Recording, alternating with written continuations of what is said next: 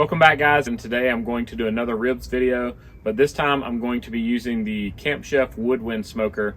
The last time I did it on a Big Green Egg, which is a Kamado style smoker, so we're going to see the difference between the two today.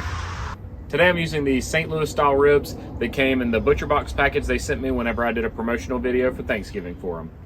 I typically wear nitrile gloves whenever I'm working with raw meat so that I can easily transition from the messy hands to the clean hands, especially when I'm working outside because I don't have a sink out here.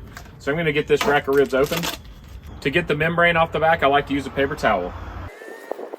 With the membrane off, it's time to start seasoning. Today for a binder, I'm going to try something different. I'm going to be using some bacon up, so we're going pork on pork today. This is bacon fat that comes from the factories where they cook bacon for restaurants, and then they sell the fat to us. So I'm going to rub this on here first, and then we're going to apply our rub. I'm using two different rubs today. I have the Gospel from Meat Church, and then I also have the Honey Hog. I don't rub the rub in, but I do pat it so that it holds on whenever I flip it over. I hope you'll consider hitting that thumbs up button and subscribing to my channel while I rub my meat.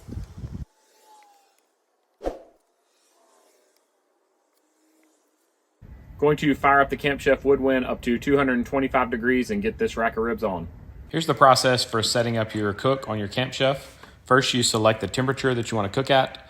Then you can adjust the smoke setting. If I'm smoking meat, I always go up to 10.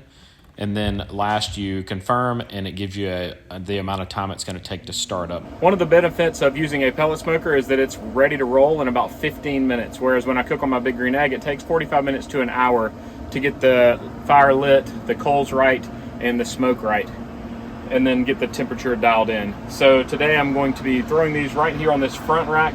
I put some foil down to catch the drippings from it so it doesn't make a mess in the bottom, but I'm going to get these ribs on and then we'll see them again in about an hour.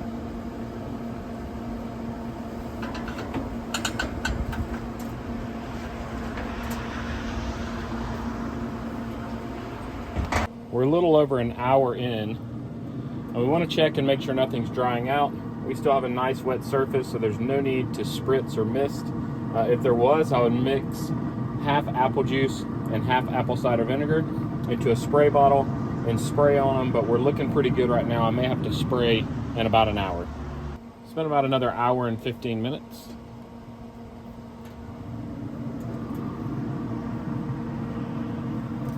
They aren't too dry, but I'm going to go ahead and spritz them anyway with this apple cider apple juice solution. We don't have the bone exposure yet that we're looking for. We want the meat to pull back from these bones a little bit more, so we still have a ways to go. And we're tracking at about 154 degrees internal temperature on the ribs right now. I'm a little behind temperature-wise where I wanted to be right now, so I'm going to wrap these to speed up the cook a little bit. So I'm going to get this lifted up.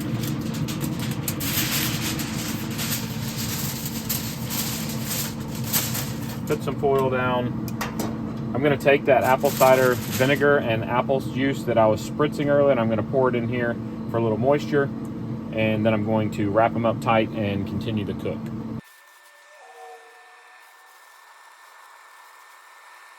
And once your ribs are wrapped, you can actually bump the temperature up. So I'm going to go ahead and bump the temperature up to about 275 degrees, and they will be completely fine.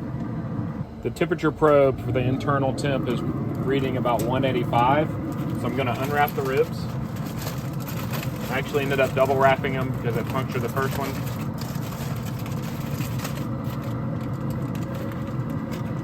I'm going to pull them off of the foil. Now you have to decide if you're going to sauce or add more rub, and I like to add more rub, so I'm going to do what's called dusting.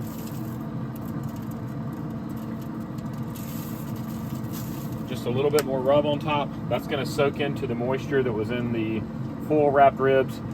You can see we have the skin pulling away from the bones right here. That's what you're looking for when you're cooking ribs. You also want the bend, so when I lift them up, they're bending. They need to bend a little bit more. So we have probably about 20 minutes more like this, and then they're ready to eat. You can see the ribs are peeking out. I'm going to get these moved over to the cutting board and get them sliced up to eat. You can see the beautiful mahogany color on the ribs. The bones peeking out on both ends here.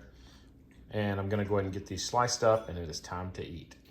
Here's the finished product after I finished cutting up the ribs. The flavor profile was perfect on these ribs. The texture was good. I do prefer baby back ribs because I like the meatier bite of ribs though. Hope you guys found this video helpful. If you did, give it a thumbs up. Go ahead and click that subscribe button. Leave any comments or questions you have in the comment section below. And I hope you guys have a great day.